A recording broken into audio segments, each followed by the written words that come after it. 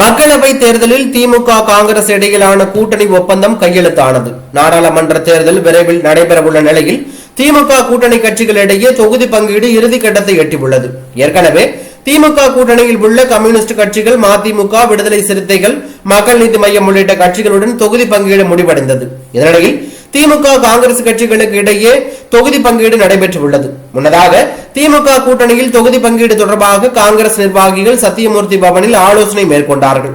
தமிழ்நாடு காங்கிரஸ் தலைவர் செல்வ பெருந்தகை, காங்கிரஸ் பொதுச் செயலாளர் கே.சி. வேணுகோபால், மேலிட பொறுப்பாளர் அஜய்குமார் உள்ளிட்டோர் பங்கேற்றார்கள். தொடர்ந்து அவர்கள் திமுக தலைமையிடமான அண்ணா அறிவாலயத்திற்கு வருகை தந்து முதலமைச்சரும் திமுக தலைவருமான மு.க. ஸ்டாலினை சந்தித்தார்கள்.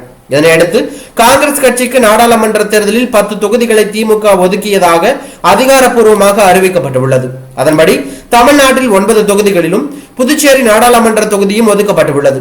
இது தொடர்பாக கூட்டணி ஒப்பந்தம் இரு கட்சிகளிடையே கையெழுத்தானது. ஒப்பந்தத்தில் திமுக தலைவர் மு.க. ஸ்டாலினும் தமிழ்நாடு காங்கிரஸ் கமிட்டி தலைவர் செல்வ பெருந்தகையும் கையெழுத்திட்டதாக தகவல் வெளியாகி பரபரப்பை ஏற்படுத்தி உள்ளது.